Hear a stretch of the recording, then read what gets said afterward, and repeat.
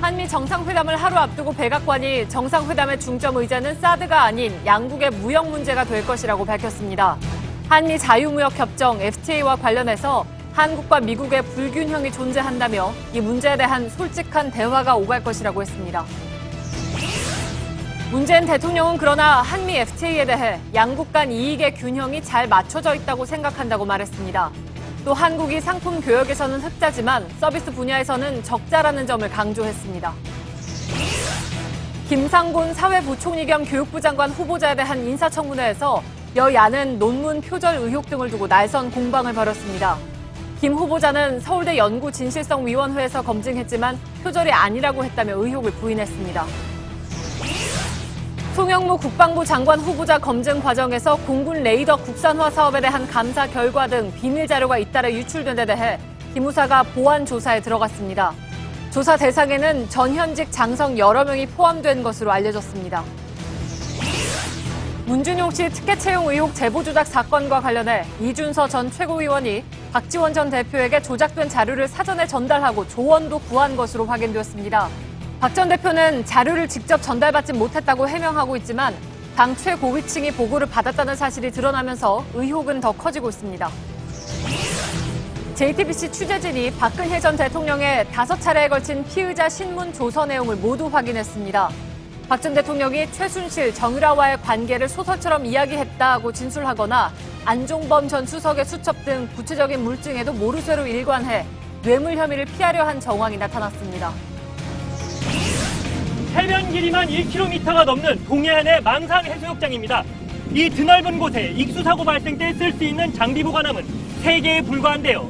해수욕장들의 턱없이 부족한 구조장비 실태, 1차 카메라에서 살펴봅니다. 오늘 문화 초대석의 주인공은 가수 이효리 씨입니다. 에너지를 쓰던 자동차가 수소로 에너지를 만드는 시대로 현대자동차. 시청자 여러분, JTBC 뉴스룸을 시작하겠습니다. 문재인 대통령이 우리 시간으로 오늘 새벽에 미국 워싱턴에 도착했습니다. 문 대통령은 가는 길 기내간담회에서 북한 핵 동결이 대화 시작의 조건이다 이렇게 강조했습니다. 먼저 핵을 동결시킨 뒤에 폐기로 가겠다는 2단계 접근법을 보다 구체적으로 밝힌 겁니다. 내일 밤 트럼프 대통령과의 한미 정상회담에도 바로 이런 기조로 임할 것으로 보입니다. 그러나 반대로 트럼프 행정부는 오늘도 북한에 대한 군사행동을 거론하는 등 강경 기조를 내세웠습니다. 이런 가운데 또 워싱턴 현지에서는 사드 등 안보 문제보다 자유무역협정, 즉 FTA 같은 양국 간 무역 문제가 정상회담의 이슈로 급부상할 것이라는 소식도 들려옵니다. 이래저래 내일 한미 정상회담은 귀추가 주목됩니다. 먼저 박현주 기자가 기내 간담회 내용부터 전해드리겠습니다. 문재인 대통령은 기내 간담회에서 2단계 북핵 해법을 다시 한번 강조했습니다. 핵 동결은 대화의 입구고, 그다음에 그 대화의 출구는 안전한 핵폐기가 되는 거죠.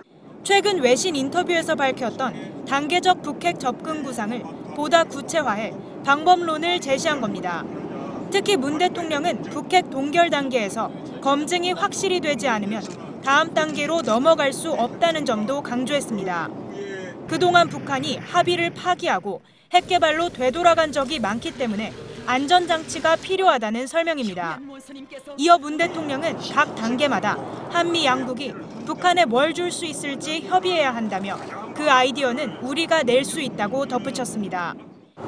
미국이 하지 않은 이야기를 먼저 하는 거 아닌가, 이런 것 때문에 너무 그렇게 민감하게 다루는 것은 저는 별로 그렇게 바람직한 일이 아니라고. 이 같은 문 대통령의 발언은 앞으로 북핵 해결 과정에서 우리 측이 주도적으로 해법을 찾아가겠다는 걸 다시 한번 강조한 걸로 풀이됩니다. JTBC 박현주입니다. 문재인 정부가 강조한 대화 기조와는 달리 백악관은 대북 군사행동 가능성까지 거론했습니다. 미국 백악관 국가안보보좌관은 트럼프 대통령이 북한에 대해서 군사적 선택을 포함해 다양한 옵션 준비를 지시했다면서 한미 정상회담을 앞둔 문 대통령을 압박했습니다. 이한주 기자입니다. 트럼프 대통령이 다양한 대북 옵션 마련을 지시했다. 맥메스터 보좌관은 과거 대북 정책은 작동하지 않았고 북한과의 협상은 불만족스러운 결과만 나왔다며 이같이 말했습니다. The threat is much more immediate now. And so it's clear that we can't repeat the same approach, failed approach of the past. 옵션에는 누구도 취하길 원하지 않는 군사적 옵션이 포함됐다고 강조했습니다. 북한이 추가 핵실험이나 ICBM 발사를 이어갈 경우 군사적 조치를 배제하지 않고 있다는 점을 밝힌 겁니다. 북한의 변화가 없는 상황에서 대북 대화는 미친 짓이라며 한미 정상회담을 이틀 앞두고 대화가 아닌 제재와 압박 기조를 강조했습니다. 이와 관련 미 CNN 방송은 복수의 군 소식통을 인용해 북한에 대한 중국의 압력이 효과가 없을 경우에 대비한 새로운 군사적 대응책이 트럼프 대통령에게 보고될 예정이라고 보도했습니다. 맥메스터 보좌관은 트럼프 대통령이 정상회담을 하는 문재인 대통령과 북한 정권 압박 문제를 논의할 것이라고 말했습니다. JTBC 이한주입니다. 정상회담을 하루 앞두고 백악관 측은 이번 회담의 주요 의제를 소개했습니다. 말씀드린 대로 그동안 북핵 사드 문제에 밀려서 덜 주목을 받던 한미 FTA 등 무역 부문이 핵심 의제로 부상했습니다. 김현기 특파원입니다. 백악관 고위 관계자는 브리핑에서 문재인 대통령과 강경화 외교장관이 최근 사드 배치 완료를 위한 절차가 사드 배치 번복은 아니라는 점을 명확히 했다고 강조했습니다. 사드 문제가 반드시 회담의 주요 논점이 될 것으로 생각하지는 않는다고도 했습니다. 중심 의제는 아니더라도 두 정상 간 논의 가능성은 배제되지 않은 겁니다. 이 관계자는 백악관이 한미 FTA에 초점을 맞추고 있음을 내비쳤습니다. 트럼프 대통령의 시각은 양국 무역 관계가 불균형한 상황에 있다는 것이라며 두 정상은 이 문제를 솔직하게 대화하게 될 것이라고 했습니다. 구체적으로 미국산 자동차의 진입 장벽, 한국을 거쳐 미국으로 들어오는 과도한 중국산 철강 제품을 문제 삼았습니다. 하지만 조건부 대화란 대북 접근법은 문 대통령과 트럼프 대통령이 갖고 주한미군 방위비도 한국이 충분히 부담하고 있다고 평가했습니다. 정상회담을 하루 앞두고 백악관이 한미 FTA 문제를 집중 거론하고 나선 것은 어차피 완전 합의가 어려운 북한 문제, 사드 문제에 집중하기보다는 미국 유권자에 부각할 수 있는 이슈를 집중 거론하겠다는 전략으로 보입니다. 워싱턴에서 JTBC 김현기입니다. 예, 들으신 것처럼 미국 쪽에서 한미 FTA를 핵심 의제화할 것으로 보이는 가운데 문재인 대통령은 한미 FTA는 미국이 더 이익이다 이런 입장을 재확인했습니다. 워싱턴 현지에서 취재 중인 이성대 기자를 전화로 연결하겠습니다. 자, 이성대 기자, 문 대통령이 기내간담회에서 한미 FTA에 따른 흑자 폭은 미국이 더 크다 이렇게 밝혔는데 구체적으로 어떤 맥락에서 나온 언급이었습니까? 네, 한미 간의 무역 불균형이 정상회담 의제에 오를 수 있느냐는 기자들의 질문에 대한 답변이었습니다. 트럼프 대통령은 미국이 적자고 우리가 FTA로 이익을 많이 보고 있다는 불만이 있는 것 같지만 자세히 보면 그 반대라는 겁니다. 그 근거로 크게 두 가지를 들었는데요. 우선 미국이 중국이나 일본한테 기록하는 적자 폭이 우리보다 더 크다는 거고요. 또 하나는 비록 상품 교역에선 우리가 이익을 보고 있지만 서비스 분야에선 우리가 적자라서 종합하면 적자 폭이 많이 줄어든다는 게 문 대통령의 설명입니다. 예, 그러니까 트럼프 대통령의 불만과는 달리 FTA가 미국에 유리하다는 점을 이제 정상회담에 앞서서 미리 언급했는데 미리 공세를 차단하는 걸 노린 것 같기도 합니다. 그런 측면도 있습니다. 실제로 문 대통령은 FTA와 관련해서 한 번의 재협상으로 양국 간의 이익 균형이 잘 맞춰졌다고도 밝혔습니다. 다시 말해서 이미 지난 2010년 재협상으로 미국 측의 요구가 상당 부분 반영됐다는 걸 강조한 겁니다. 특히 이런 점을 충분히 납득시키면 트럼프 대통령이 올바르게 이해할 거라는 주장도 덧붙였습니다. 마침 미국 조야에서 이 문제를 거론해야 한다는 주장이 나오는 상황에서 사실상 선긋기를 한 거란 분석이 있습니다. 게다가 어제 방미길에 오른 우리 기업들이 때마침 향후 5년간 128억 달러, 우리 돈으로 14조 6천억 원 정도를 투자하겠다고 밝혔습니다. 한마디로 선물 보따리가 있다는 건데요. 이원은 일본 아베 총리가 지난 2월 미일 정상회담을 앞두고 밝혔던 대미 투자액 8조 500억 원 수준보다도 배 가까이 많은 액수입니다. 예. 자, 아무튼 그렇다면 이번에 FTA 문제를 들고 나와도 우리가 응할 필요성이 그렇게 크진 않다. 이렇게 봐도 되겠다는 얘기죠. 네, 그렇습니다. 다만 문 대통령은 그럼에도 불구하고 한미 FTA가 양국 간의 호혜 관계로 개선되고 발전될 필요가 있다면 함께 협의할 문제라며 언제든 경제적인 대화를 할 수 있다고 밝혔습니다.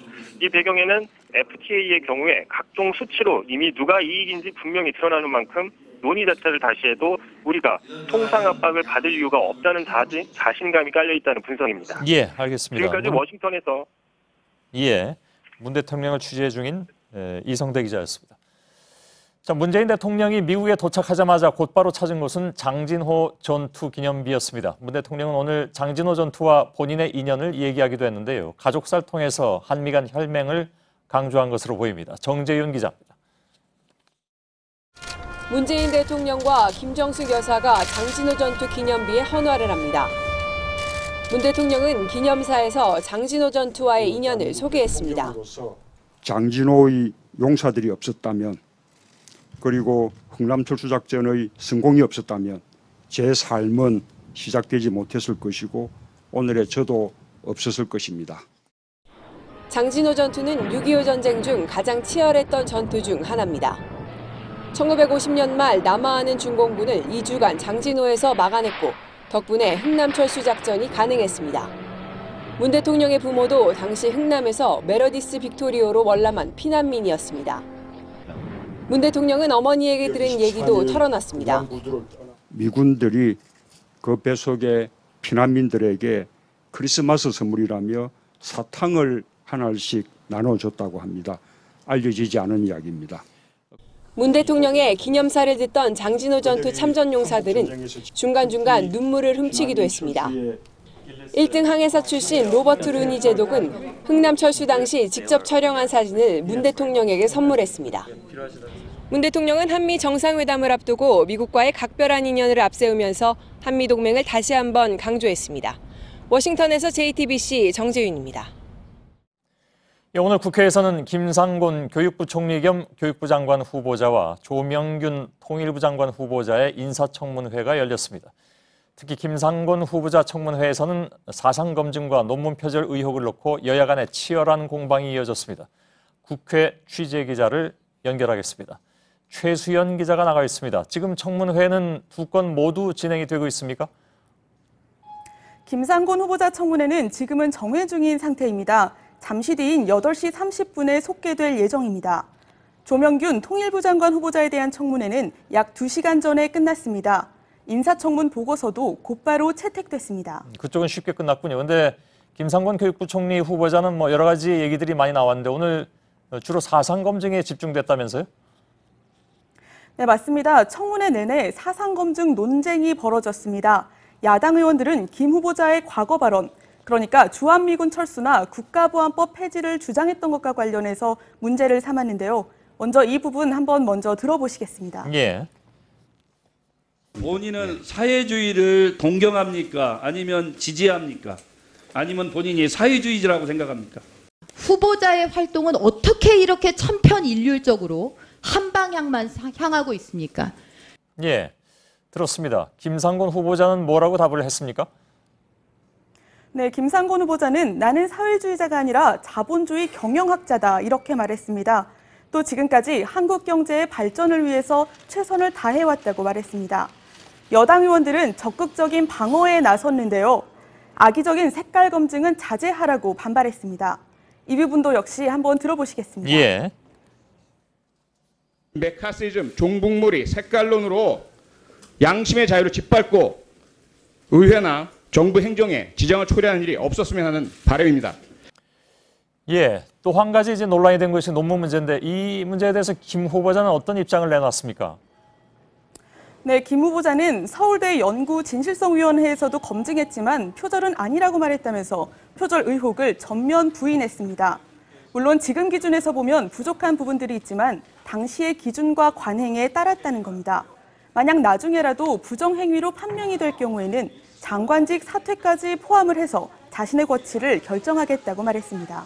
예, 알겠습니다. 최수연 기자가 국회에서 전해드렸습니다. 그런데 특히 오늘 김상곤 후보자 청문회에서는 여야가 사사건건 충돌하면서 고성이 계속 터져나왔습니다. 청문회장 바깥에도 야당이 붙여놓은 후보자 비판 벽보 때문에 소동이 벌어졌습니다.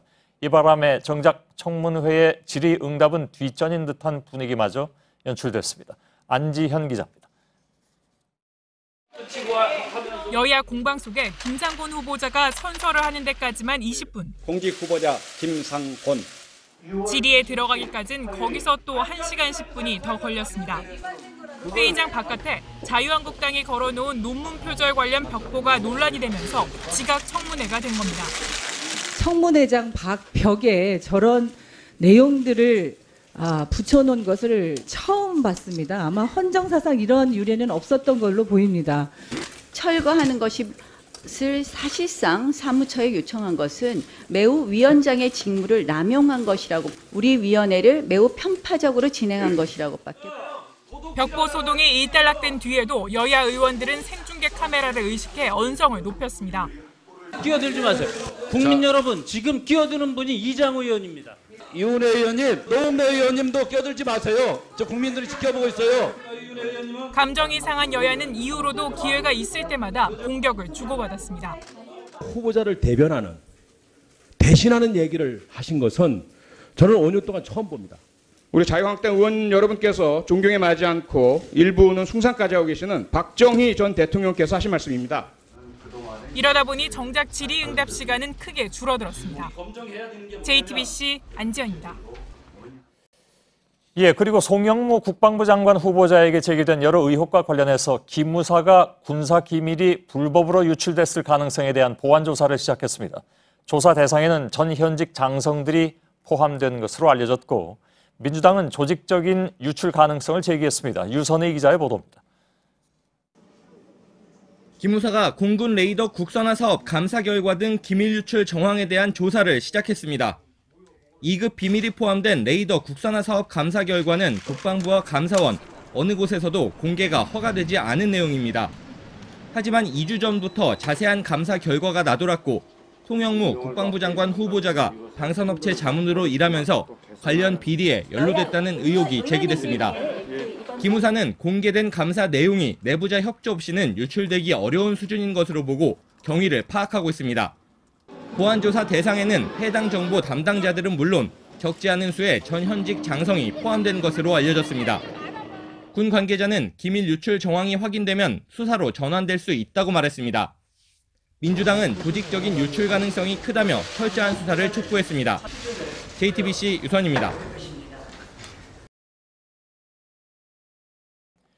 문재인 정부의 조세 정책의 방향이 나왔습니다. 한마디로 대기업과 고소득자 등에 대해서는 세금을 더 걷어서 서민층을 지원한다는 것입니다. 가장 쟁점인 법인세율에 대해서는 사회적 합의 과정을 거친다는 것이고, 특히 최근에 물러섰던 경유세를 다시 논의 대상으로 올렸습니다. 정책으로 확정될 때까지 커다란 이슈가 될 것으로 보입니다. 조민근 기자입니다. 대기업과 대주주, 고소득자, 자산소득자에 대한 과세는 강화돼 자영업자와 소상공인 등 중산층, 서민층에 대한 세제 지원은 지속적으로 확대하고, 국정기획자문위원회가 밝힌 세제개혁의 방향은 양극화 완화입니다. 부자와 대기업에 더 걷어 서민을 지원하는 방식으로 소득 재분배에 나서겠다는 겁니다. 이 같은 방향은 당장 내년에 적용할 세제 개편안에도 반영됩니다. 총급여 7천만 원 이하 근로자에게 적용되는 월세 세액 공제는 공제율이 현행 10%보다 더 올라갑니다. 또 중소기업이 종업원의 임금을 올려주면 지금보다 세금을 더 깎아줄 계획입니다. 반면 금융소득, 부동산 임대소득에 대한 과세는 강화될 전망입니다. 다만 굵직한 개편은 조세재정개혁 특별위원회를 꾸려 논의한 뒤 추진 방안을 만들기로 했습니다. 특위에선 법인세율 인상 여부와 함께 최근 논란이 된 경유세 인상 문제도 재논의하겠다는 입장입니다. 법인세 명목세율 인상과 수송용 에너지 세제 개편과 같은 사회적 이해관계가 첨예한 문제들은 국민적 합의와 동의를 얻어서 결정을 할 것입니다. 특위는 구체적인 개혁안을 내년 6월 지방선거 이후 내놓을 예정이라 향후 1년간 민심의 흐름이 방향을 좌우할 전망입니다. JTBC 조민근입니다. 국민의당의 문준용 씨 특혜 취업 의혹 제보 조작 사건 속보입니다. 오늘 국민의당 자체 진상조사단이 새로운 사실을 하나 밝혀서 공개했습니다. 바로 이준서 전 최고위원이 조작된 제보를 공개하기에 앞서서 박지원 전 대표에게 조언을 구했다는 사실인데, 박 전 대표는 당시에 캠프 최고 책임자인 상임선거대책위원장을 맡고 있었습니다. 박병현 기자의 보도입니다.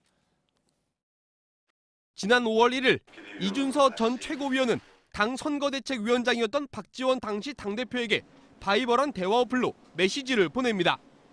이유미 씨로부터 받은 문준용 씨 특혜 채용 관련 카톡 대화 화면 11장을 첨부해 어떻게 하면 좀 더 이슈를 만들 수 있을까요라고 상의를 한 겁니다. 당이 이 씨가 조작한 제보 녹음 파일을 공개하기 나흘 전의 일입니다. 이 같은 사실은 국민의당 비상대책위가 꾸린 자체 진상조사단이 오늘 박지원 전 대표와 면담을 통해 확인한 뒤 공개한 겁니다. 조사단에 따르면 이 전 최고위원은 5월 5일엔 조작된 걸로 확인된 이유미 씨의 통화 녹음 파일도 박 전 대표에게 보냈습니다. 5월 5일 폭로를 주도한 건 공명선거 추진단이었고, 그 단장이었던 이용주 의원은 그동안 제보를 공개한 건 자신의 전결 사안이었다며 당 윗선엔 보고를 하지 않았다고 주장해왔습니다. 하지만 오늘 조사 결과로 이 의원의 그동안 해명이 흔들리며 당 지도부 개입 의혹도 다시 불거지게 됐습니다. JTBC 박병현입니다. 그런데 박지원 전 대표는 이 같은 보고 사실을 공개하면서 이준서 전 최고위원이 문제의 메시지를 보내온 건 맞지만 나는 보지 못했다, 이렇게 주장하고 나섰습니다. 하지만 이 해명에도 석연찮은 구석들이 있습니다. 이윤석 기자입니다. 박지원 전 대표는 JTBC와의 통화에서 5월 1일 당시엔 어떤 내용도 보고받지 못했다고 주장했습니다. 이준서 전 최고위원이 메시지를 보낸 휴대전화는 비서관이 경남 지역에서 보관 중이었고 자신은 제주도에 머무르고 있었다는 겁니다. 그러면서 박 전 대표는 이 전 최고위원이 메시지를 보냈다는 걸 어제 처음 알았다고 덧붙였습니다. 비서관이 수신한 메시지를 보고하지 않은 데 대해선 당시 그런 얘기가 많이 있었기 때문에 보고를 안 했던 것 같고 대선 이후엔 잊어버린 것 같다고 주장했습니다. 이런 주장과 관련해 박 전 대표는 검찰에서 휴대전화 위치 추적을 해보면 확인될 것이라고도 말했습니다. 하지만 전직 최고위원이 보낸 민감한 메시지를 비서관 차원에서 과연 임의로 뭉갤 수 있는지에 대해선 의문이 제기됩니다. 특히 박 전 대표는 5월 5일 조작된 제보에 근거한 기자회견 이후 이 이슈를 앞장서 끌어가기도 했습니다. 네티즌들은 그런데 문준용, 나와라 문준용을 외치고 있습니다. 숨는 자가 범인이라고 하는 말을 저는 다시 한번 기억합니다. 이 때문에 민주당에선 추미애 대표가 나서 이번 사건은 공당의 대선 공작 게이트라며 공세의 수위를 높이고 있습니다. JTBC 이윤석입니다. 국민의당 제보 조작 사건으로 검찰에 체포됐던 이유미 씨에 대해서 법원이 조금 전에 구속영장을 발부했습니다. 윗선 개입 여부 등에 대한 검찰 수사도 탄력을 받을 전망입니다. 서울 남부지법에 나가 있는 김태형 기자 연결하겠습니다. 예상보다 일찍 결과가 나온 편입니다. 법원이 밝힌 구속 사유는 뭡니까? 네, 법원은 이 씨의 범죄 혐의가 충분히 소명됐고 이 사안이 중대에 도주할 우려가 있다고 밝혔습니다. 앞서 검찰이 오전 영장실질심사에서 주장한 내용과 비슷한데요. 당초 오늘 밤 늦게나 구속 여부가 나올 것으로 예상됐지만 앞서 오전에 진행된 실질심사가 이 통상의 경우보다 40분 만에 짧게 끝나면서 이 결과도 일찍 나온 것으로 보입니다. 이 씨에 대한 수사는 그럼 앞으로 어떤 방향으로 갈까요? 네, 현재 이 씨는 남부지검 구치감에 대기를 하고 있습니다. 검찰은 일단 추가로 확인할 사항이 있다면서 야간 조사를 이어간 뒤 조사가 끝나면 서울 남부구치소에 수감할 예정입니다. 검찰은 이 씨가 국민의당 윗선이 개입했다고 주장한 만큼 이 관련 진술을 보강하고 이를 뒷받침할 만한 증거를 확보하는 데 주력할 것으로 보입니다. 또 향후 소환할 이준서 전 최고위원과의 대질신문 가능성도 있습니다. 그러면 이준서 전 최고위원은 언제쯤 소환이 될 것 같습니까? 네, 검찰은 일단 아직까지는 소환 계획이 없다면서 다소 신중한 태도를 보이고 있습니다. 하지만 이 전 최고위원은 이미 피의자 신분으로 전환됐고 이 씨와 마찬가지로 공직선거법상 허위사실 유포 혐의를 적용을 받고 있습니다. 특히 오늘 이 씨 영장이 발부된 만큼 이 전 최고위원 역시 곧 불러 조사할 것으로 관측이 나오고 있습니다. 한편 이 씨가 문준용 씨 취업 특혜 의혹을 제보했다고 지목한 이 씨의 회사 직원 김모 씨는 이 준용 씨를 모르고 또 관련 의혹도 모른다고 말한 것으로 전해지고 있습니다. 검찰 관계자가 오늘 무슨 얘기를 했냐면 실체를 규명하려면 처음부터 끝까지 살펴봐야 한다 이렇게 얘기를 했습니다. 이 발언은 어떤 의미입니까? 네, 진상 규명을 위해서는 이번 사건과 관련된 모든 인물들을 조사할 수 있다는 것으로 해석이 가능합니다.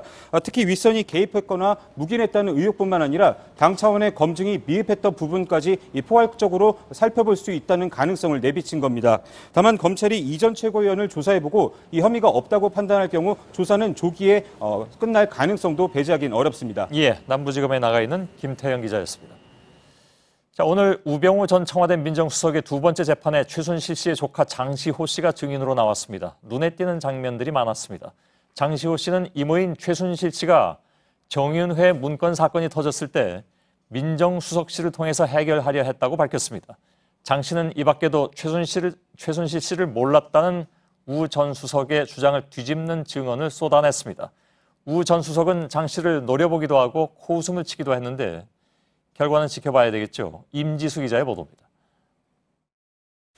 지난 2014년 정윤회 문건 사건이 불거졌을 당시 장시호 씨는 어머니 최순득 씨, 이모 최순실 씨와 식사 자리에서 최 씨가 민정수석실에 도움을 청했다는 얘기를 직접 들었습니다. 장 씨는 최 씨가 통화를 하고 온 뒤 VIP에게 말씀드려야 하지 않겠나. 그래도 유연이 아빠인데 이것을 덮어주셔야지 이렇게 죽일 수는 없지 않느냐고 했다며 이걸 민정에서 해결해 줬으면 좋겠다고 말했다고 진술했습니다. 재판에서 이 얘기를 듣고 있던 우병우 전 수석은 코웃음을 쳤습니다. 장 씨는 지난해 최순실 국정농단 사건 보도가 쏟아졌을 때 최 씨가 박 전 대통령에게 전화를 걸었던 상황도 증언했습니다. 장 씨는 최 씨가 우병우 수석을 교체해야 하는 것 아니냐며 문책을 요구하는 내용을 직접 들었다고도 했습니다. 장 씨가 검찰에서 했던 이 같은 진술 내용을 상세히 인정하자 우 전 수석은 턱에 손을 괴고 장 씨를 한참 노려보기도 했습니다.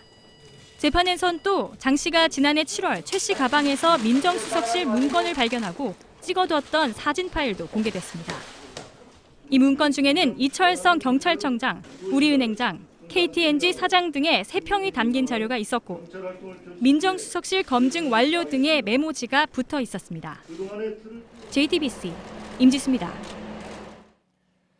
작년에 박근혜 전 대통령 측은 국정농단 수사가 시작되자 여성으로서의 사생활이 있다면서 검찰 조사를 피하려 했습니다. 그러면서 정작 뇌물 등의 혐의에 대해선 완전히 엮인 것이다 하면서 장외 여론전을 해왔습니다. 결국 탄핵을 당하고서야 피의자 신분으로 5차례에 걸쳐서 조사를 받은 바가 있죠. 저희 JTBC 취재진이 해당 조서 내용, 그러니까 검찰 앞에서 한 얘기를 확인을 해봤더니 최순실 씨와의 관계는 완전히 소설이다. 관련 뉴스를 보고서 놀라움의 연속이었단 말로 혐의를 부인했습니다. 검사와 마주 앉은 박 전 대통령이 어떤 말을 했는지 먼저 김필준 기자의 보도입니다. 박근혜 전 대통령은 검찰의 세 번째 조사에서 소설이라는 단어를 꺼냈습니다. 정유라 씨 옛 이름인 정유연에 대해 이름 자체가 머릿속에 있지 않았다고 했습니다. 그러면서 최순실, 정유연과 저의 관계를 완전히 소설처럼 이야기하는 것이라고도 말했습니다. 최근 강제 송환된 정 씨가 박 전 대통령과의 통화 사실까지 인정한 것과 딴판입니다. 크리스마스 때 했었고요. 1월 1일에 했었고 몇 번 했었어요. 삼성이 최순실 씨 독일 회사로 돈을 보낸 것에 대해선 삼성이 최순실과 아무런 이해관계가 없는데 그렇게 돈을 보내준 것 자체가 이해가 가지 않았다고 했습니다. 이어서 뉴스를 보고서도 놀라움의 연속이었다고 말하기도 했습니다. 삼성과 명마관리 등의 구체적인 내용이 적힌 안종범 전 수석의 수첩을 읽어줘도 이런 화법은 그대로였습니다. 5번의 조사 내내 박 전 대통령은 남의 얘기를 하는 것처럼 모든 혐의를 부인했습니다. JTBC 김필주입니다. 이뿐만이 아니라 박 전 대통령은 그냥 말 한마디 했을 뿐인데 과잉 해석을 했다는 식의 진술들을 많이 한 것으로 확인됐습니다. 자신이 발언은 했지만 책임은 없다는 식의 이른바 유체이탈식 화법으로 혐의를 부인하는 그런 상황이죠. 이어서 이서준 기자입니다. 박근혜 전 대통령은 지난해 4월 노태강 당시 국립중앙박물관 교육문화단장을 산하기관으로 인사조치하도록 김상률 문체부 장관에게 지시했습니다. 최순실 씨에게 불리한 승마감사 결과를 내놓은 탓에 나쁜 사람으로 지목돼 좌천을 당한 상태였습니다. 당시 박 전 대통령이 이 사람이 아직도 있느냐고 말한 사실이 알려져 논란이 일기도 했습니다. 그리고 검찰은 지난 4월 12일 박 전 대통령에 대한 5번째 구치소 조사에서 산하기관 인사조치는 사직을 시키라는 것인데 맞습니까라고 물었습니다.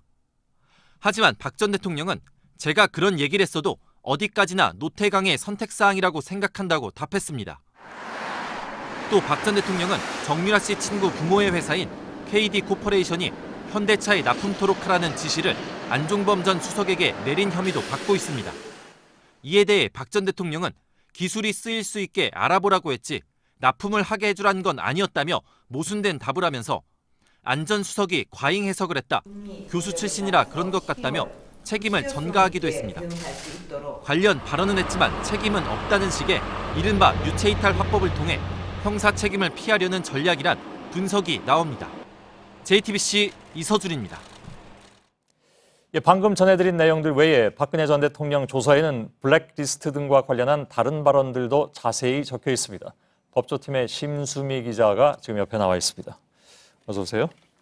진술 내용을 보면 본인이 지시하거나 아니면 보고받은 사실이 없다. 그러니까 이제 혐의를 부인하는 건데 문학의 블랙리스트 혐의에 대해서는 어떻게 얘기가 나왔습니까? 네. 검찰은 이제 청와대 문건 그리고 뭐 김기춘 전 비서실장의 진술 이런 부분 이런 증거들을 하나씩 제시하면서 압박 수위를 높여가는데요. 예. 박 전 대통령은 연달아 4번 넘게 보고받은 바 없습니다라는 똑같은 답변을 합니다. 예. 그러다 나중에는 이 박준우 청와대 수석이 그렇게 말했다면 제가 보고받았을 수는 있지만 제 기억으로는 보고받은 적이 없습니다. 이렇게 모순된 진술을 했습니다. 예. 그러니까 앞뒤가 잘 안 맞는 그런 상황인데. 검찰이 확보한 다양한 물증, 진술, 여기 압박을 받았다는 분석도 나오곤 있습니다.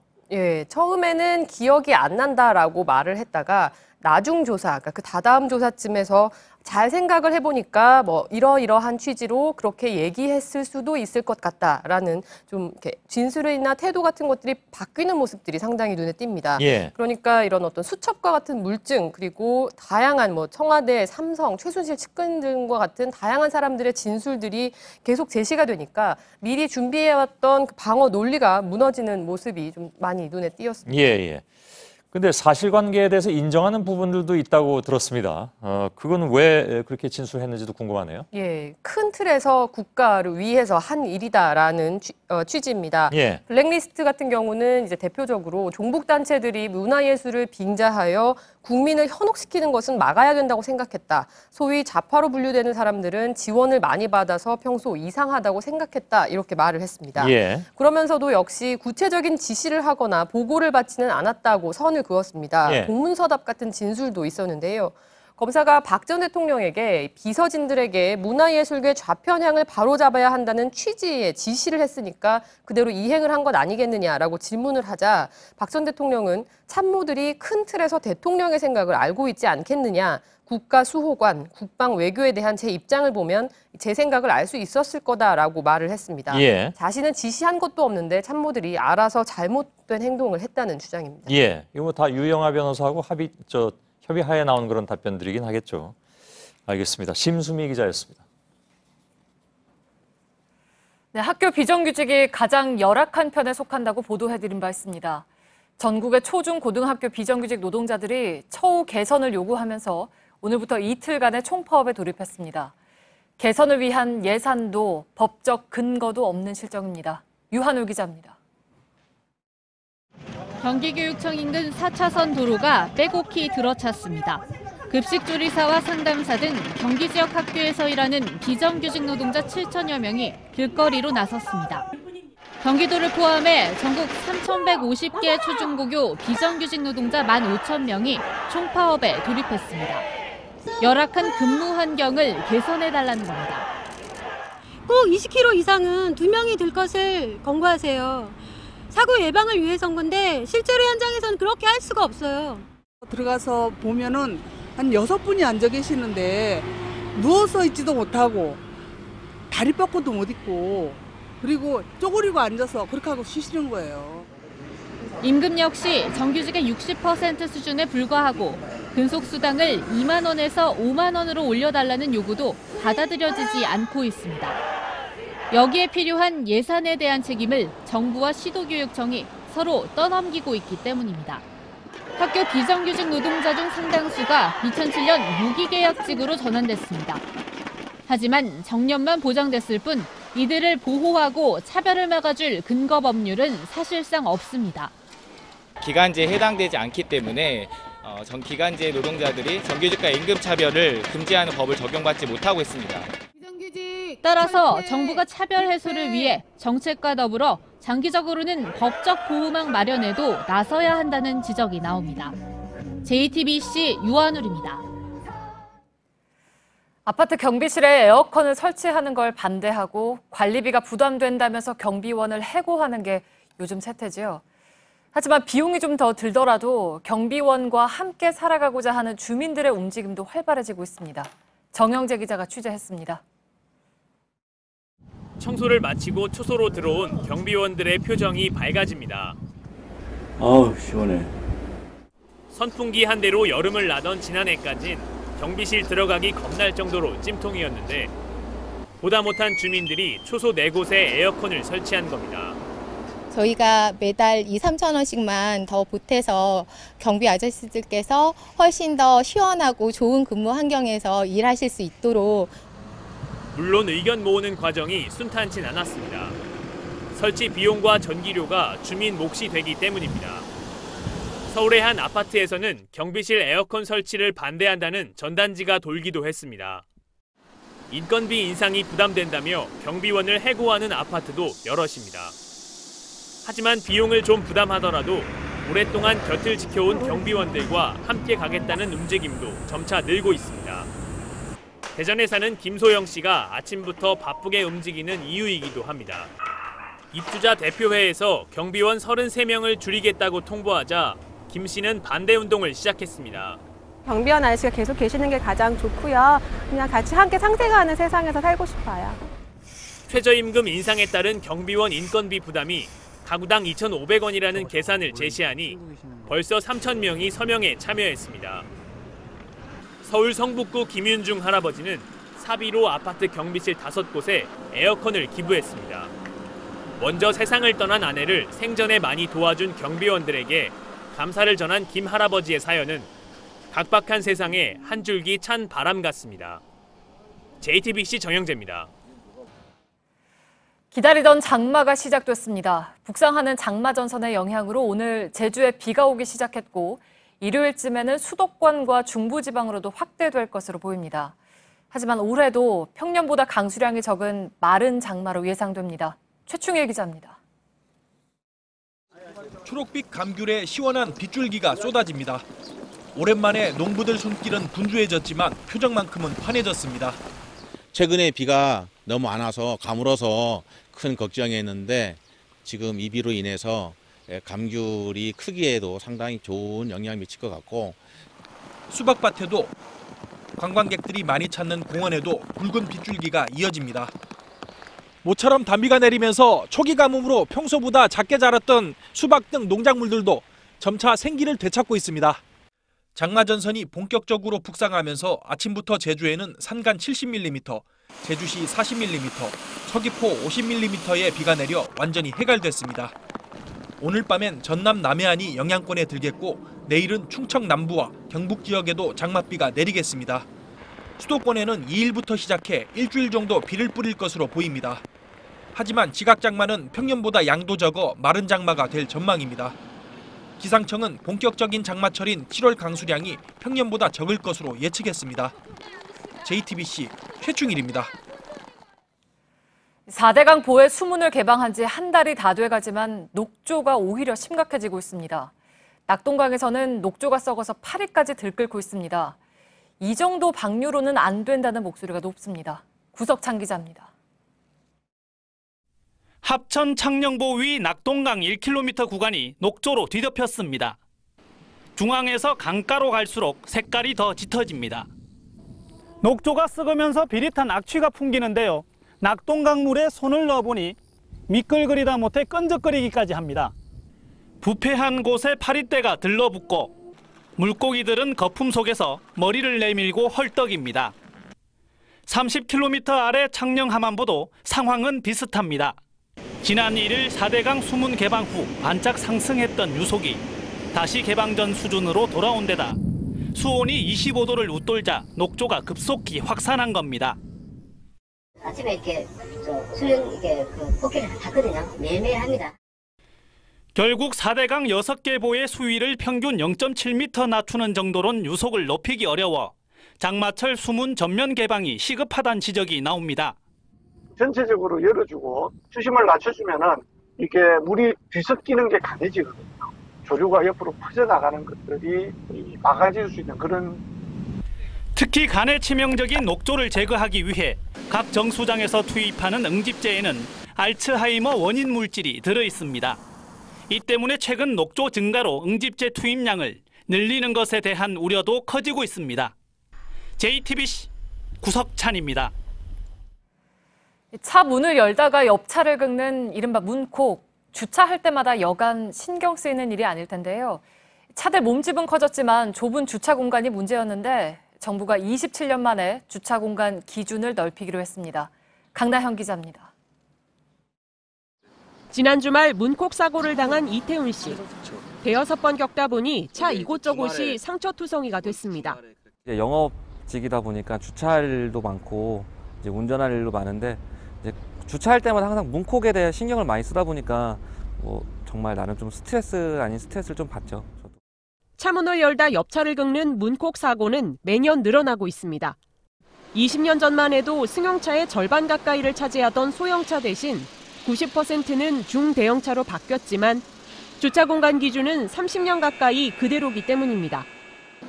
1990년 소형차 기준으로 정해진 현재 주차칸 기준은 앞으로 20cm 늘어나고 2008년부터 생긴 확장형 칸도 너비가 10cm 늘어납니다.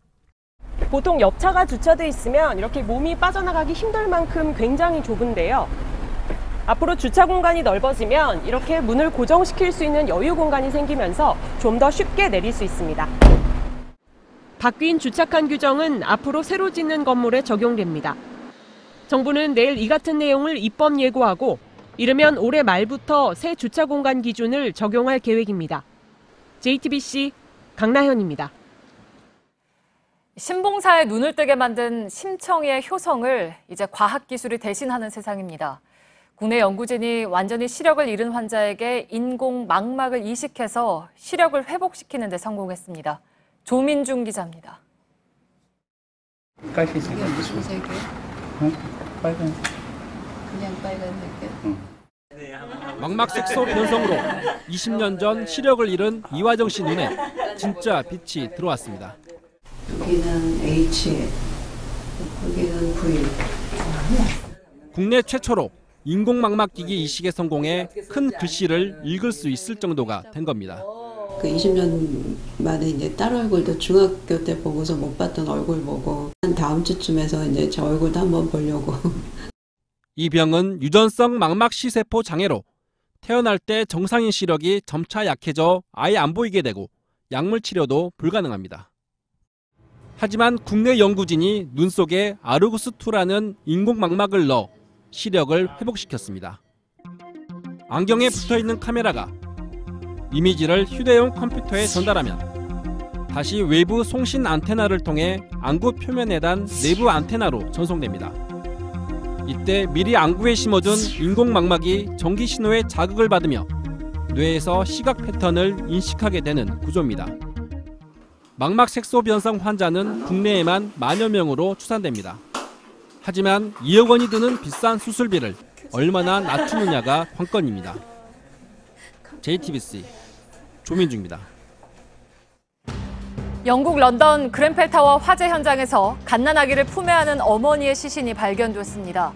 생후 6개월 리나 벨카디와 어머니 파라 함단의 시신은 그ren펠타워 19층에서 20층 사이 계단에서 발견됐습니다. 리나의 두 언니는 화재 당시 구조돼 병원으로 옮겨졌지만 한 명은 연기 흡입으로 곧 숨졌습니다. 가족의 아버지도 사망한 것으로 전해졌습니다. 오늘 오전 8시 50분쯤 전남 담양군의 한 육군 예비군 훈련장에서 예비군 지휘관 50살 A씨가 몰던 승용차가 입소 중인 예비군들을 들이받았습니다. 이 사고로 5명이 중상을 입고 15명이 가벼운 증상으로 치료받고 있는데 A씨는 군 헌병대에서 운전 중에 떨어뜨린 휴대전화를 줍다가 사고를 냈다고 진술했습니다. 오늘 오전 10시 15분쯤 강원도 속초시 영랑동의 한 횟집 인근 주차장 공사 현장에서 유골 6구가 발견됐습니다. 경찰과 군 당국은 유골들이 묻힌 지 5, 60년가량 된 것으로 추정되지만 범죄 혐의점은 없는 것으로 보고 있으며 6.25 전사자 유해 여부를 조사하고 있습니다. 다음 달부터 캔에 담긴 지리산 청정 공기가 약국에서 판매됩니다. 경남 하동구는 내일 화계면 의신마을에서 공기캔 생산 공장 준공식을 열고 공식 생산에 들어갑니다. 캔 하나에는 8리터의 공기가 들어있고 내장된 마스크를 이용해서 160차례 들이마실 수가 있는데요. 가격은 캔당 15,000원으로 책정됐습니다. 지난 2010년 옥중에서 노벨 평화상을 수상한 류 샤오보는 중국의 민주화 운동과 인권 실태를 전 세계적으로 각인시킨 인물입니다. 최근 간암 말기로 가석방된 그의 영상이 공개됐습니다. 신경진 특파원입니다. 안경을 쓴 수감자가 소지품을 검사받습니다.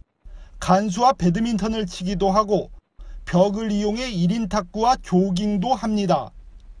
중국 반체제 작가 류 샤오보의 옥중 영상입니다. 류 작가는 중국의 민주화를 주장한 08헌장 제정을 주도했고 중국 당국은 그에게 국가 전복 선동 혐의로 11년형을 선고합니다. 노벨상위원회는 바로 그를 2010년 노벨 평화상 수상자로 선정했습니다. 영상에는 류 샤오보가 건강검진을 받는 모습과 부인과의 면회 장면도 담겼습니다.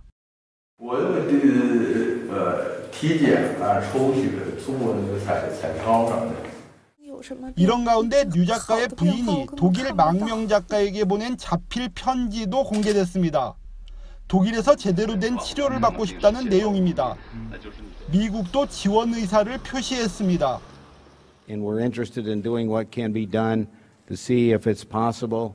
We Americans would like to see him have the opportunity for treatment elsewhere if that could be of help. 류 샤오보에 대한 박해 의혹을 해소하기 위해 중국이 의도적으로 영상을 공개했다는 주장이 나오는데요.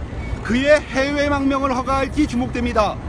베이징에서 JTBC 신경진입니다. 올해 38빈 프로축구 전북 이동국 선수의 시간은 거꾸로 가는 것 같습니다. K리그 최초의 대기록 200골에 5골 차로 다가섰습니다.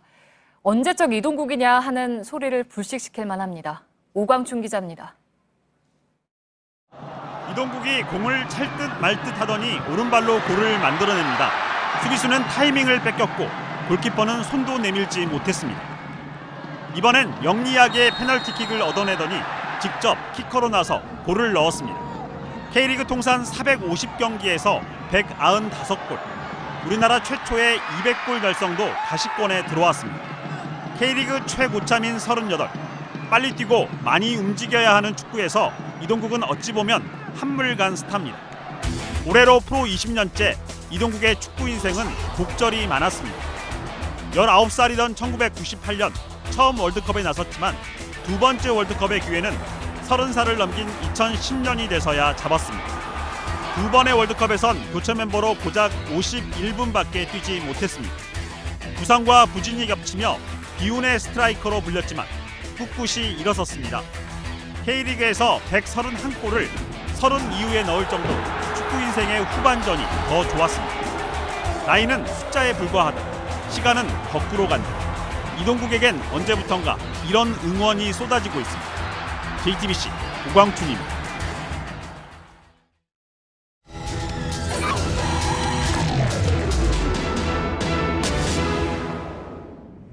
네, 다음 주부터 전국의 해수욕장이 본격적으로 개장합니다. 밀착 카메라가 동해안의 대표적인 해수욕장들 안전 대비 실태를 점검해봤습니다.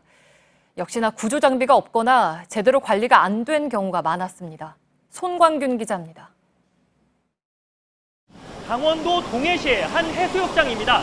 아직 개장 전이지만 제 뒤로는 수많은 사람들이 파도를 타는 등 물놀이를 즐기고 있는데요. 이 해변은 길이가 1km가 넘고 폭은 100m에 달하지만 이 드넓은 공간에 인명구조 장비함은 3개에 불과합니다. 30도 가까운 더위에 해변을 찾은 시민들은 바다로 뛰어듭니다. 때때로 몰아치는 높은 파도에 머리까지 물에 잠기거나 튜브가 흔들립니다. 매년 수백만 명이 다녀가지만 구조 장비에 대한 안내는 찾아보기 힘듭니다. 구조 장비는 못 봤고 보트 같은 거 있는 거 저쪽 드론 입구에 보긴 봤는데 구조 장비는 못 본 것 같아요. 그나마 있는 것도 관리 상태는 엉망입니다.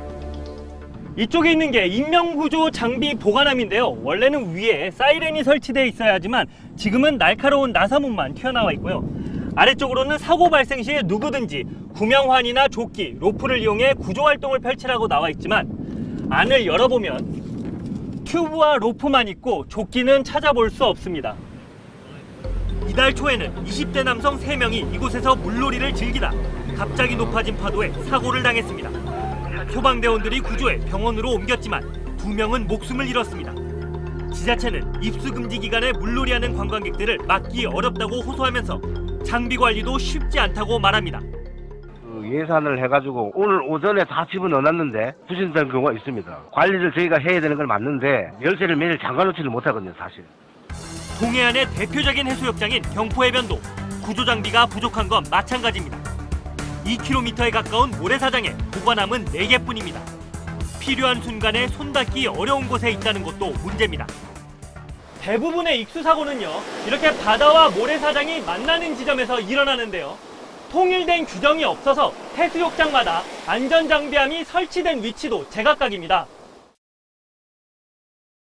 게다가 이렇게 해변에서부터 멀리 떨어져 있고 색깔이나 크기도 눈에 띄지 않아서 사고가 일어나면 장비함을 찾아야 되는 실정입니다. 해수욕장법 시행령이나 국민안전처 지침에는 구명장비함을 설치해야 한다는 말만 있을 뿐 구체적인 개수와 바다에서부터 몇 미터 이내에 만들라는 내용은 없습니다. 지자체들도 보관함을 늘리기보다 개장에 맞춰 안전요원을 대폭 배치하겠다는 계획입니다. 경포해변 같은 경우 70명을 배치해서 주간에 60명, 야간에 10명을 하고. 구조장비의 중요성은 최근 들어 노을성 파도가 늘면서 더욱 커지고 있습니다. 일반 파도보다 먼 바다에서 시작되는 노을성 파도는 수심이 얕은 해안으로 밀려오면서 갑자기 높아지고 속도가 빨라지는데 일반인이 구분하기가 쉽지 않습니다. 한 번 휩쓸리면 빠져나오기 어려운 탓에 살인 파도로도 불리는데 발생 일수는 2014년 22일에서 지난해 37일로 증가했습니다. 하지만 해안도로와 맞닿은 소규모 해수욕장에는 정식 구조함조차 없는 경우도 있습니다. 겨울성 파도로 인한 사고는 해수욕장을 개장하지 않은 시기에 집중적으로 발생합니다. 결국 구조장비가 없거나 평상시 관리가 부실했다면 인명피해는 얼마든지 발생할 수 있습니다. 밀착 카메라 손광균입니다.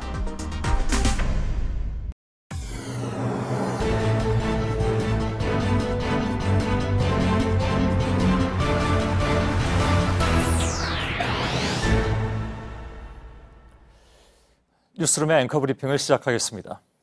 그의 별명은 김똘똘, 유신 시절 최고 권력자가 붙여준 애칭이었습니다. 그 젊은 나이에 유신 헌법을 기초했다니까 그럴 만도 했습니다. 그렇게 잘 나가던 검사 김기춘에게 오공화국 새 정권의 출범은 예상치 못한 위기였겠죠. 하루아침에 인적 청산 대상이 돼버린 그는 새 정부 실세에게 선을 대서 구구절절 장문의 편지를 보냈습니다.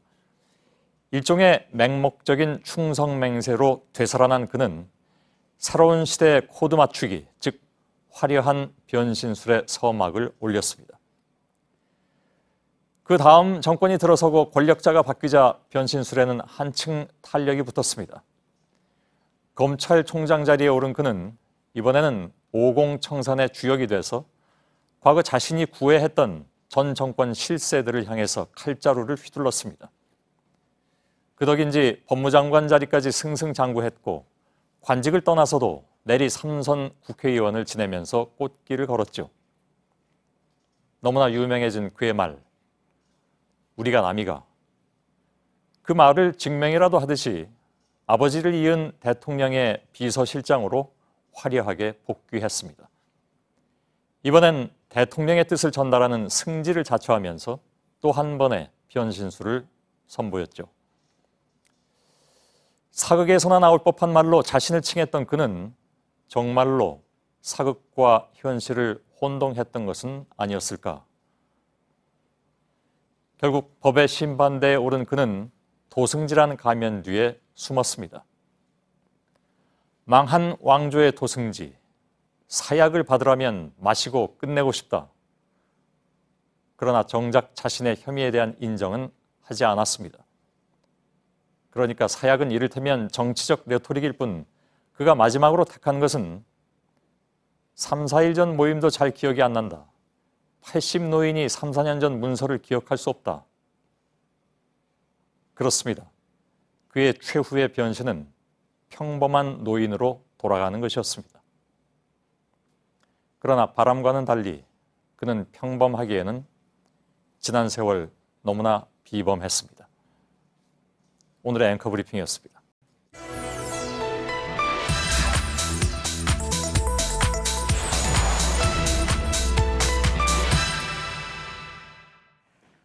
네, 한미 정상회담에서 FTA 문제가 주요 의제가 될 것으로 보입니다. 그런 가운데 이런 발언이 백악관에서 나왔습니다.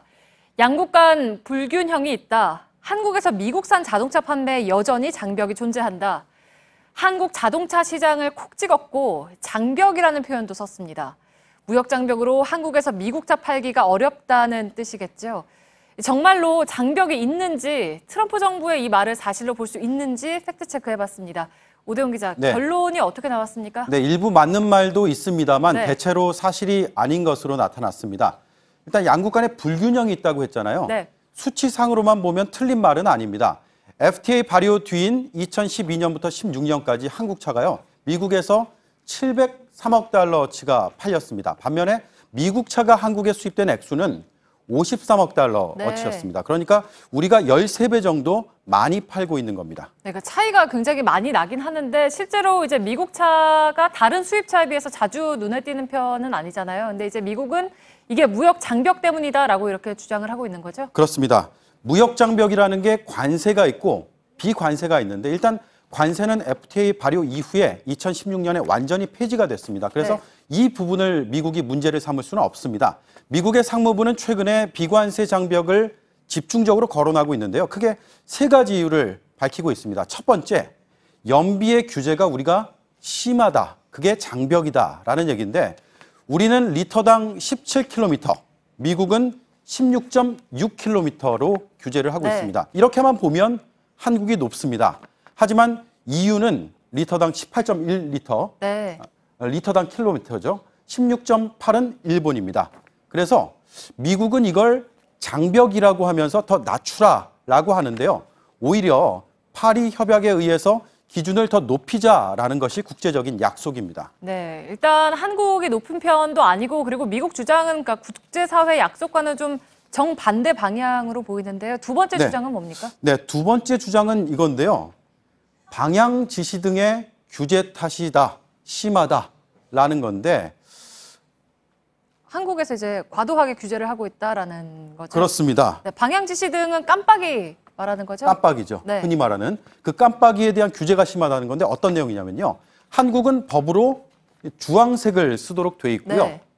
반면에 미국에서는 주황색과 빨강색을 다 쓸 수 있습니다. 그런데 미국은 한국의 이 규정 때문에 저 빨강색 차량의 수출에 지장이 있다라고 하는데 하지만 이거 사실이 아닙니다. FTA 협정에 따라서 1년에 2만 5천 대 이하의 그 수입업체의 경우에는 미국 기준을 적용하도록 돼 있습니다. 그러니까 미국 법만 지키면 되고 한국 규정 안 지켜도 됩니다.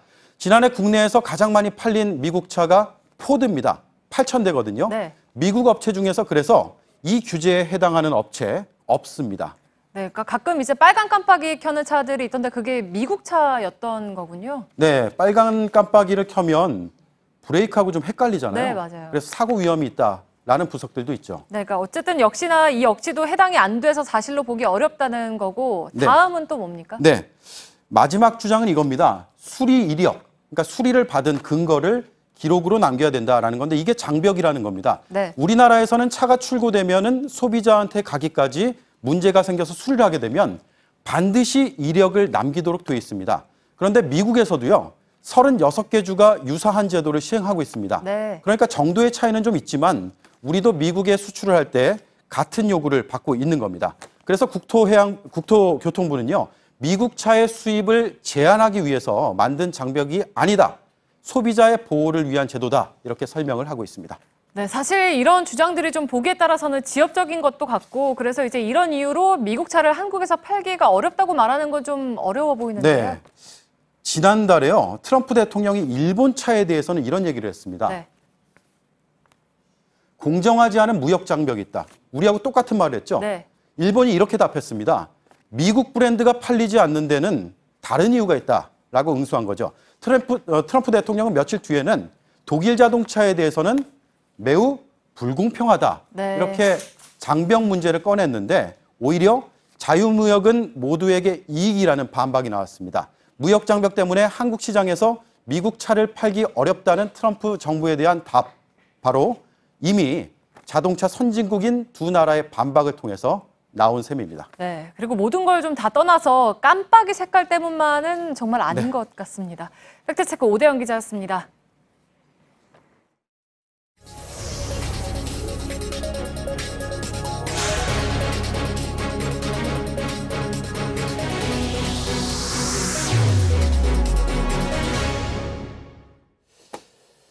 예, 오늘 6월 마지막 목요일 문화 초대석을 준비했습니다. 원래 대중문화 초대석이라는 이름을 가지고 있었는데 가만히 생각해 보니까 문화에 대중문화나 고급문화는 따로 없는 것 같아서 좀 뒤늦은 깨달음 끝에 오늘부터는 그냥 문화 초대석이라고 부르기로 했습니다. 물론 뭐 말씀드린 대로 자주 진행은 못하고 있습니다만 아무튼 그렇게 진행을 하겠습니다.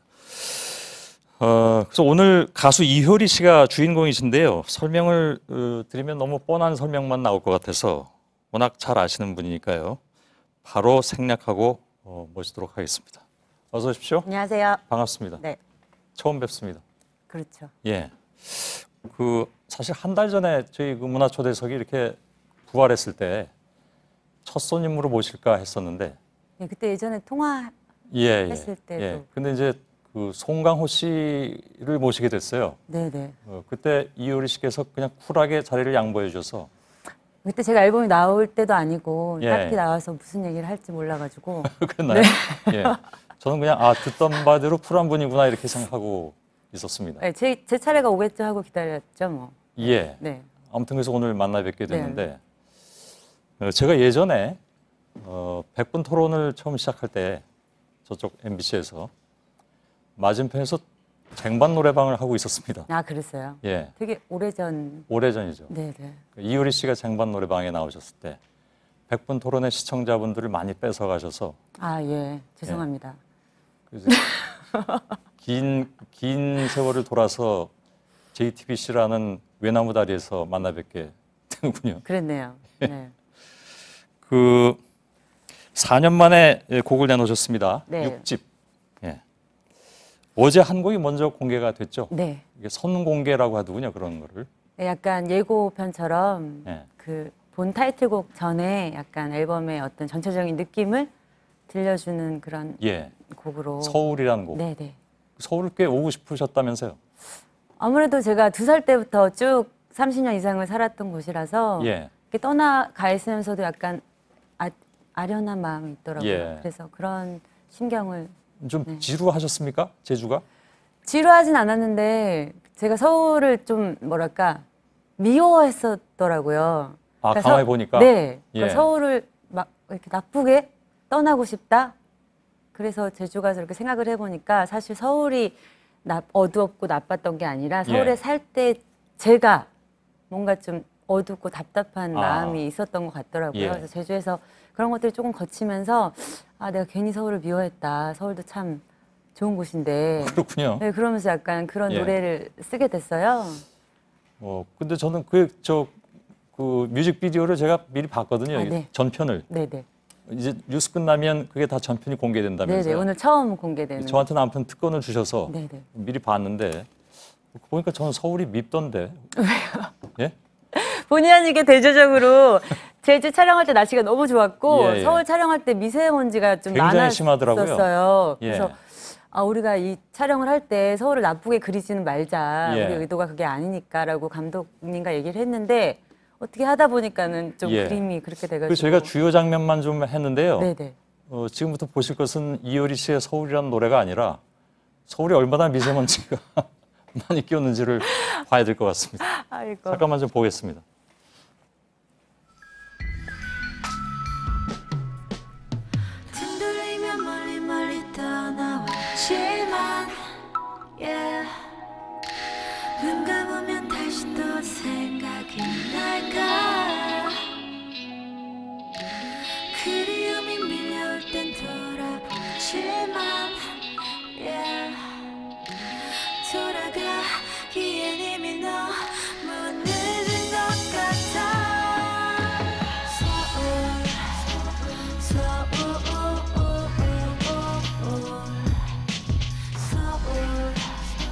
예. 우리 편집진이 말이죠. 서울의 낮 풍경을 좀 보여드려야 되는데. 그러게요. 좀 밤이 나오네요. 예. 밤인데도 좀 먼지가 많이 끼긴 했네요. 아무튼 알겠습니다. 잘 봤습니다. 네. 그 제주 날씨가 참 좋네요. 늘 좋은 건 아니겠지만. 그렇죠. 예. 전날 좀 날씨가 좋았어요. 예. 네. 그 가서 찍은 곳은 제가 저희가 어딘가 이렇게 그 저 조그맣게 호수도 나오길래 네네. 저기 혹시 백록담인가 그랬더니 백록담은 아니죠? 네, 금악오름이라고 저렇게 조그맣게 물이 있는 오름이 있어요. 금악오름. 네네. 그 사시는 댁에서 멀지 않은 곳이잖아요. 네, 한 15분? 예. 네네. 금오름이라고도 하고, 네. 검은 오름이라고도 하고. 어떻게 이렇게 잘하세요? 표고 468m. 저기 써 있어요? 서귀포에서 1116도로를 타고 가다 보면 한림읍에 도달해서 네네. 오른쪽에 보이는 검은 네. 오름. 네네네. 그죠? 그러니까 차로 올라갈 수 있는 오름이 별로 없는데 예. 저 오름이 좀 차로 끝까지 올라갈 수가 있어요. 예. 그래서 다리가 좀 안 좋으신 분이나 그런 분들이 그래서 저희 네. 가서 찍은 건 아니시죠? 아니 촬영팀이 올라가야 되니까 아무래도 걸어가는 데보다는 차로 예. 올라갈 수 있는 데가 좋아서 네. 늘 그 위에 연못이 넓게 있진 않은데. 네, 그때 좀 달라요. 예. 근데 이제 마침 찍을 때는 물이 그래도 많이 고여 있는 그런 네. 상황이었던 것 같습니다. 좀 운이 좋았던 것 같아요, 이번에 예. 촬영할 때요. 네. 예. 인터넷에서 보고 공부했습니다. 아유, 감사합니다. 얼핏 보기에는 이렇게 저는 그 춤에 대해서는 잘 모릅니다만 네네. 이렇게 말씀드리면 어떨지 모르겠는데 요가 비디오를 보는 듯한 느낌. 그럴 수도 있을 것 같아요. 그런가요? 예. 사실 보니까 요가랑 춤이랑 그렇게 완전히 다른 게 아니더라고요. 예. 어쨌든 육체, 몸을 가지고 뭔가를 그렇군요. 표현하는 거니까. 네. 가수시니까 네. 오늘 음악 얘기를 좀 주로 했으면 좋겠습니다. 긴 시간은 아니지만. 예, 예. 감사합니다. 다시 음반을 내신 이게 모르겠습니다. 4년 만에 내실 때는 굉장히 좀 긴장도 되시고 내가 또 대중들한테 어떤 평가를 받아야 된다라는 것이 좀 두렵진 않으셨습니까? 두렵다기보다는 조금 설레이고 재미있었어요. 예. 근데 예전에는 진짜 막 이게 잘 될까 안 될까? 사람들이 나를 좋아할까? 이 노래를 좋아할까? 이게 되게 컸다면은 지금은 그냥 제가 표현하고 싶은 거를 그냥 표현하니까 사람들이 뭐 진짜 좋다고 하든 공감을 하든 그거보다는 이렇게 막 뭔가 발산하고 싶은 욕구 예. 그런 게 좀 많이 생기더라고요. 그렇군요. 예. 이번에 이제 6집을 내신다고 아까 말씀드렸는데 네. 거의 전곡을 작사 혹은 작곡을 다 하셨더라고요. 네네네. 그게 쉬운 일은 아닐 것 같은데 지금 아직 공개되지 않은 곡들이 많잖아요. 네, 아직 전곡이 다 공개가 안 돼가지고. 전부 몇 곡이 들어가죠? 10곡이요. 아유, 많이 들어. 그걸 다 작사 혹은 작곡 네네. 그리고 작사 작곡을 동시에 제주에 한 3년 있다 보니까는 시간이 좀 많이 있었어요. 그래서 예. 그래서 뭐 그때 예. 틈나는 대로 좀 가사도 써놓고 멜로디도 이렇게 예. 녹음해놓고 하다 보니까 그래서 그때, 제가요. 네. 그 타이틀곡은 서울은 아닌 걸로 알고 있습니다. 네, 블랙이라는 곡이에요. 예. 네. 블랙이란 곡은 제가 못 들었고 네네. 다른 두 곡을 들었는데 제가 좀 눈에 띄어서 가져왔습니다. 네. 제가 그리고 아예 그 화면에 가사도 띄워달라고 부탁을 했는데 저쪽이 조금 나았네요. 저쪽으로 나오네. 네네. 예. 변하지 않는 건 며칠 전 냉장고에서 꺼내놓은 식빵. 여전히 하얗고 보드랍기만 한 식빵. 변하지 않는 건 너무 이상해. 변하지 않는 건 너무 위험해. 이렇게 나오거든요. 어떤 뜻입니까? 그러니까 그리고 또 나오는데 얼마 전 잡지에서 본 나의 얼굴 여전히 예쁘고 주름 하나 없는 얼굴. 조금도 변하지 않는 이상한 저 얼굴. 마지막이 좀 의미심장한 것 같습니다. 변하지 않는 걸 위해 우린 변해야 해. 어떤 뜻일까? 뭐 대충은 알겠습니다. 네, 그냥 저렇게 뭐 심오한 뜻이 있는 건 아니고요. 네. 그냥 가사 그대로 제가 이제 제주에 살면서 음식을 좀 많이 해 먹어요. 예. 그래서 빵도 만들어 보고 하는데 한 이틀이면 금방 상해버리더라고요. 먹는 음식들이. 예. 근데 이제 마트에서 산 식빵 같은 것들은 일주일, 2주가 안 상하죠. 돼도 너무 똑같은 거예요. 예. 그게 너무 무서운 거예요. 갑자기 어느 날. 이걸 사람이 먹어도 되는 건가? 갑자기 이런 생각이 들면서 예. 너무 무섭기도 하고 그런 것들에 대해서 한 번도 깊게 생각해 본 적이 없는데 예. 이제 시간이 많다 보니까 이런저런 생각을 많이 해보다 보니까 예. 그 식빵처럼 이게 잡지에 나온 제 얼굴이 뽀얗게 포토샵이 돼가지고 너무 그 식빵 같은 거예요. 예. 그래서 사실 저는 거울을 보면 많이 늙기도 하고 주름도 생기고 했는데 그건 뭐 피할 수가 없는 네. 거니까요. 대중들이 이 사진을 봤을 때는 나만 변했나, 나만 늙었나 이렇게 자괴감이 들지 예. 않을까 그런 생각이 또 들더라고요. 그래서 제가 너무 이렇게 좀 과잉해서 해석했는지 모르겠지만 이건 환경 문제를 얘기하고 있는 건가 보다.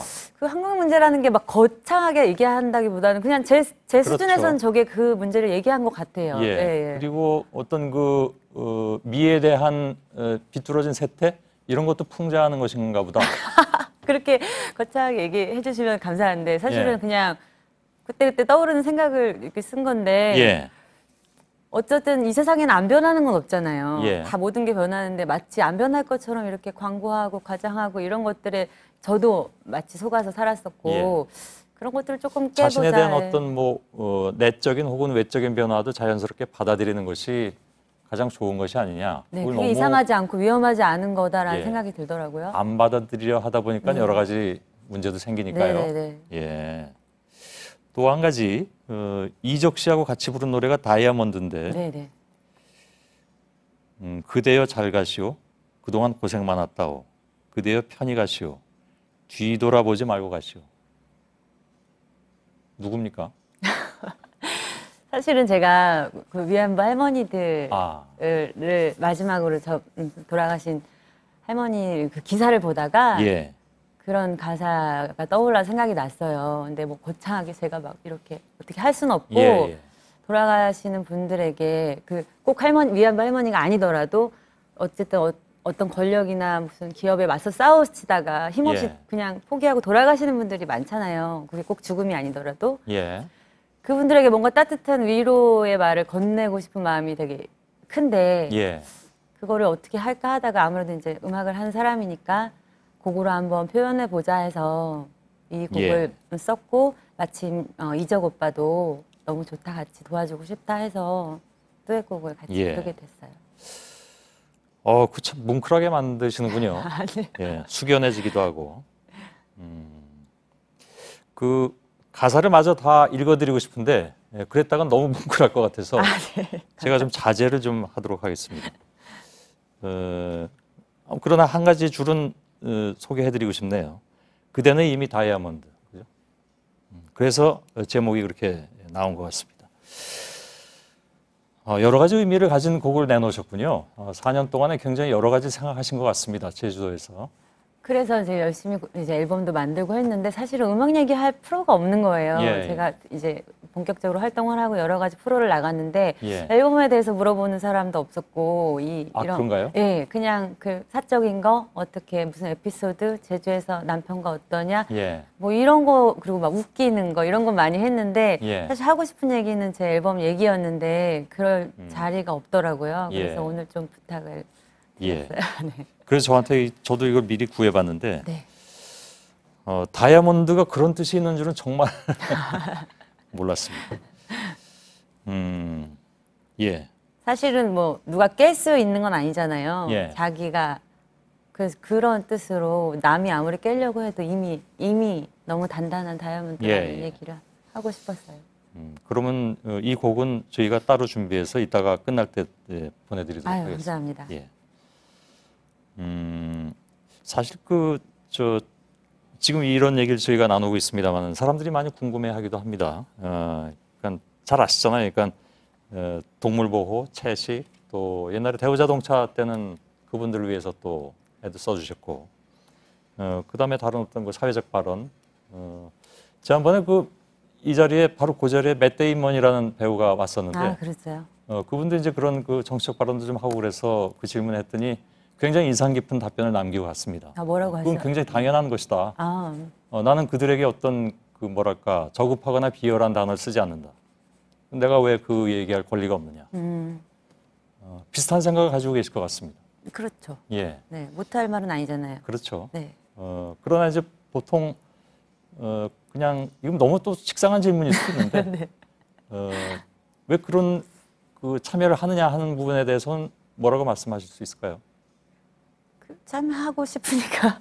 단순하게. 네. 사실 단순한 것이 가장 아름다운 것이기도 하죠. 그냥 마음이 가니까 예. 말하고 싶은 건 참는 성격이 못 되거든요. 아, 그러시죠, 참. 그래서 그냥 예. 한 것 같아요. 그렇군요. 네. 그 음악적 변화의 시작은 사실 2013년 앨범, 다섯 번째 앨범 미스 코리아 수록됐던 거. 그때 음악적 변화가 있었던 것으로 저는 느끼고 있습니다. 그러니까 직접 곡도 그때부터 아무래도, 본격적으로 쓰죠. 네네네. 왜 그러셨을까요? 왜 변화가 왔을까요? 좀 그 가수가 두 가지인 것 같아요. 예. 엄청난 스킬을 가져서 남의 곡을 더 화려하게, 더 멋있게 남에게 감동을 줄 수 있게 표현하는 그런 예. 가수와 자기 얘기를 그냥 진솔하게 할 수 있는 자기가 곡을 써서. 근데 저는 그렇게 엄청난 스킬을 가진 가수가 아님에도 불구하고 예. 남의 곡을 계속 이렇게 하는 게 약간 역량 부족 같은 느낌이 예. 저 스스로 좀 들었어요. 그렇다면 그럼 내가 잘할 수 있는 건 뭘까 하다가 솔직하게 내 마음을 표현하는 게 조금 전 자신이 있거든요. 예. 이게 말로 하든 뭘로 하든.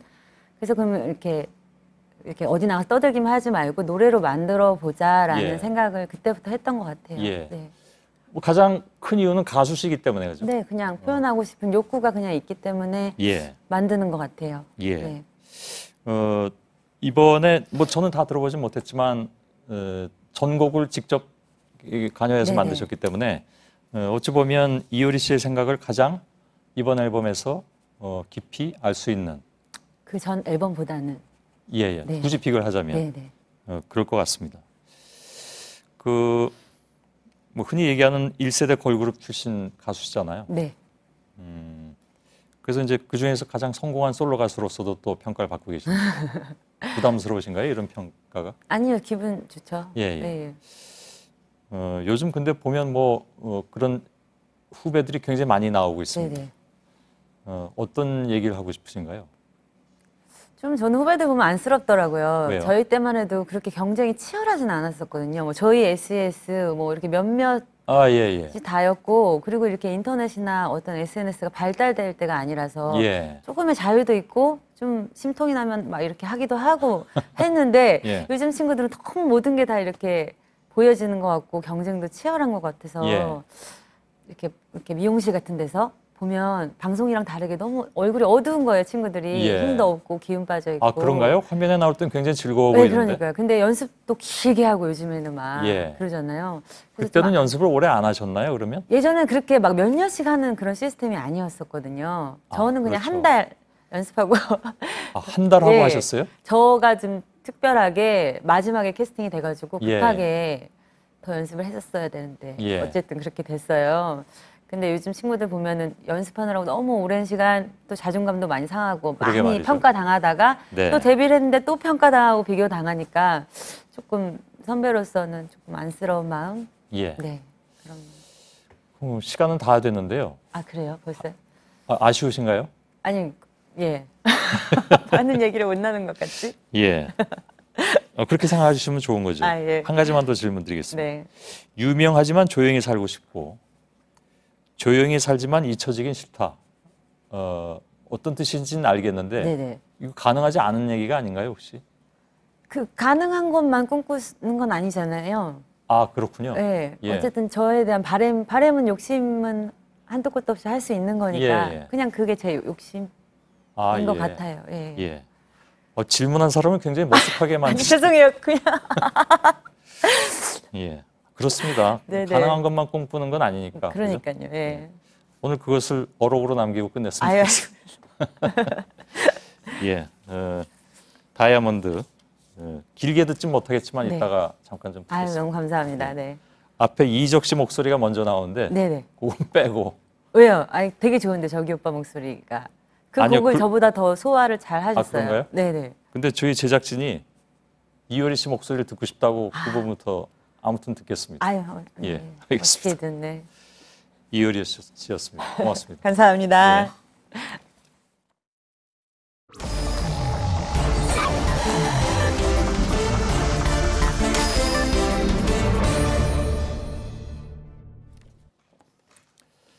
예, 비하인드 뉴스를 시작하겠습니다. 박성태 기자가 나와 있습니다. 어서 오세요. 네. 예.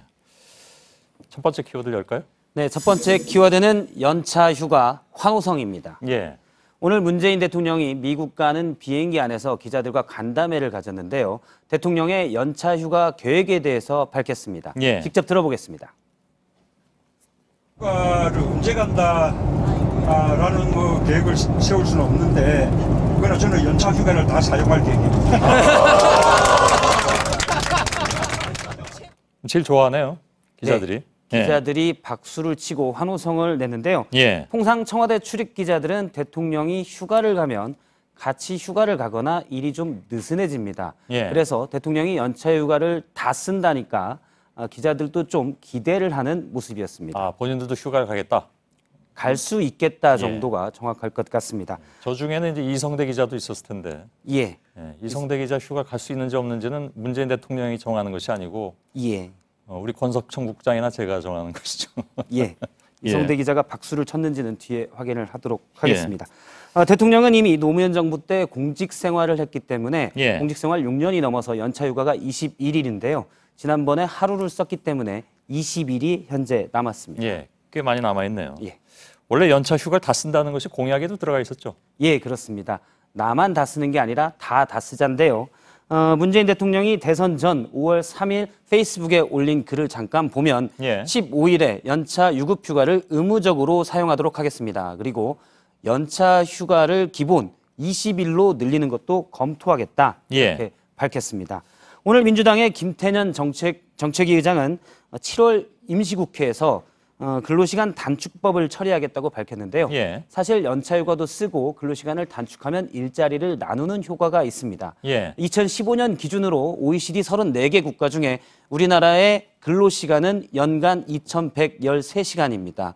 멕시코가 2,200시간이 넘어서 가장 많고요. 저희가 7, 8년 동안 우리나라가 계속 2등입니다. 그림에서 보다시피 미국과 일본보다도 300시간 이상 많고 유럽의 독일보다는 700시간 이상 많은데 따지고 보면 연간 100일 가까이를 더 일하는 셈입니다. 그렇군요. 자, 두 번째 키워드는요? 두 번째 키워드는 또 사퇴하세요로 잡았습니다. 이건 뭡니까? 네, 사퇴 요구를 가장 또렷하게 하는 의원인데요.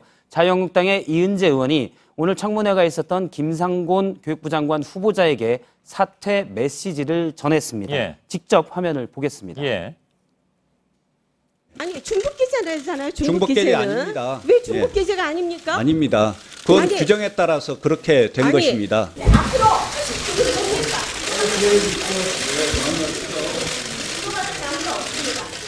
연구재단에 등재된 논문이 규정에 따라서 등재돼 있다라고 했는데 중복계제고 표절이라면서 사퇴 요구를 했는데 특이한 게 이번에는 사퇴 요구를 말로 하지 않고 글로 전했습니다. 그래서 저 글은 어떤 글이냐라고 이은재 의원 측에게 물어보니까 이전에 김병준 참여정부 때 김병준 부총리 후보자의 논문 표절 문제를 당시에 김상곤 교수가 지적한 바가 있는데요. 당시에 김상곤 교수의 글을 그대로 따서 전했다고 합니다. 아, 판넬에다가? 그렇습니다. 사퇴하는 길밖에 없다. 이 부분이 좀 강조가 됐는데 이전에는 다 발언을 했는데 왜 하필 또 이번에는 말이 없었습니다. 그래서 이 부분에 대해서도 좀 물었는데 사퇴하세요로는 강경한 요구가 인터넷에 많이 이은재 의원 발언이 있기 때문에 좀 부담스러운 그런 분위기가 느껴졌습니다. 뭐 아무튼 이전에는 그런 얘기를 많이 하긴 했으니까요. 이전 걸 잠깐 보도록 하면 대표적인 것이 지난해 국감 때 조희연 서울시 교육감에게 했던 말입니다. 다시 한번 들어보도록 하겠습니다. 아니 MS 오피스를 어디서 삽니까? MS 회사 왜 살 데가 없지 않습니까? 독점 규제, 그다음에 공정거래에 관한 법률 제19조 위반입니다. 정확히 마이크로소프트 이거 뭐 화제가 됐던 장면이긴 합니다. 맞습니다. 조윤선 문체부 장관 후보자의 청문회 지난해 여름에 있었는데요. 여기에서는 후보자가 아닌 당시 상임위원장인 유성엽 의원에게 사퇴를 요구했는데 이것도 잠깐 보도록 하겠습니다. 이게 앉으시라고요.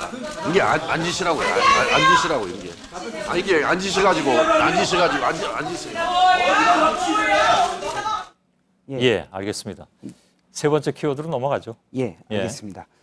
세 번째 키워드는 보수를 다 없앴다입니다. 오늘 이해운 바른정당 대표가 이명박 전 대통령을 예방했습니다. 이 자리에서 이 전 대통령이 보수의 앞길을 걱정하면서 이 대표에게 한마디 했는데 직접 들어보겠습니다. 희생정신이 좀 부족한데 좀 희생하면서 헌신하면서 좀 건강한 보수 중도 보수가 있대더군요. 예, 건강한 보수를 강조했는데요. 예. 공개 발언 때 건강한 보수를 강조했고 비공개 만남에서는 박근혜 전 대통령에게 혹평을 했습니다. 구체적으로 어떻게 얘기를 했냐면 박근혜 전 대통령 때문에 보수가 큰일이다. 다 없어져 버렸다. 이렇게 얘기를 했습니다. 예. 물론 뭐 맞는 부분도 있지만 이명박 전 대통령이 그런 말을 하는 데는 좀 이견도 많이 나올 것 같습니다. 예, 그렇습니다. 현재 감사원에서는 이명박 정부 때 가장 큰 사업으로 꼽히는 4대강 사업에 대해서 4번째 감사를 하고 있습니다. 예. 자, 여기까지 진행하겠습니다. 박성태 기자였습니다. 네, 내일은 장마전선이 남부지방까지 올라오면서 제주도와 남해안에 최고 40mm의 비가 예보돼 있고 대구와 춘천 32도, 서울 31도로 무더운 날씨가 이어지겠습니다. 예. 시청자 여러분, 저희들은 내일도 최선을 다하겠습니다. 고맙습니다. 우리 함께 울고 섰던 날들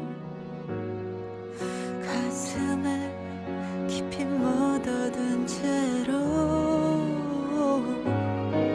빛나던 그때 모습 그대로 웃으며 떠나가시오. 그대는 이미 다이아몬드 맑고 영롱한 다이아몬드 깨뜨릴 수 없는 다이아몬드 사라지지 않는 영원한 그대 다